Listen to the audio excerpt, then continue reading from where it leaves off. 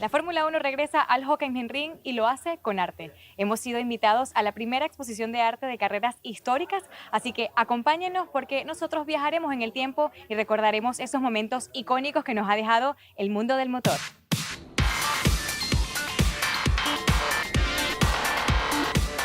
El Museo del Deporte del Motor del Circuito Alemán fue el escenario idóneo en donde el fotógrafo John Rombose, inspirado por la historia del automovilismo, reenergizó espectaculares imágenes utilizando la tecnología y presentándonos una experiencia en imágenes como nunca antes la hemos visto.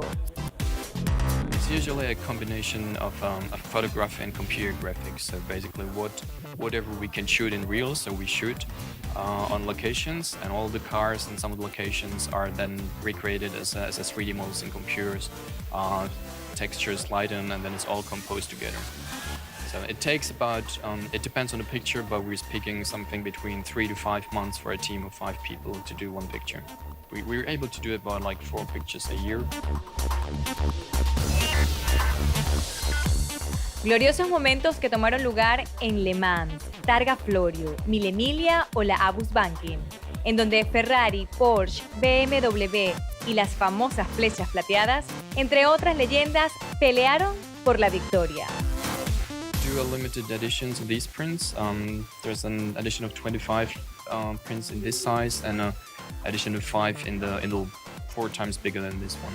We're speaking about $2,000 for the edition of 25 in this size and $8,000 for the large one in edition of 5.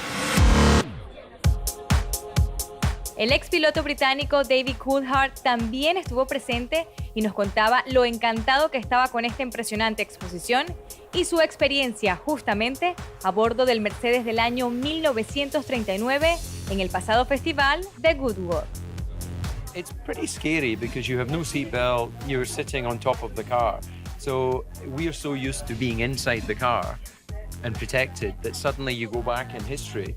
The driver just sat in the car with no real protection, no seatbelts. But the cars were fast. You know, they didn't have any downforce in the corners, but they were doing 180 miles an hour on the straight. So if you crashed, you literally crashed for the last time.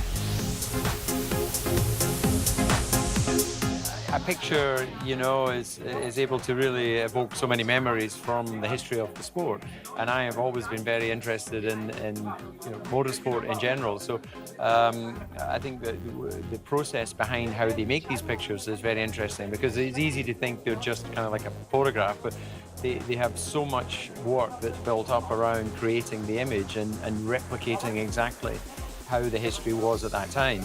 Because if you look at the period photographs, they're all black and white, where here they can obviously reproduce them in color.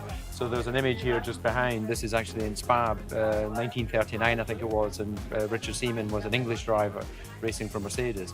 Sadly, this image is depicting the crash where he was killed, but this is a real part of the racing history. Y del otro lado del paddock,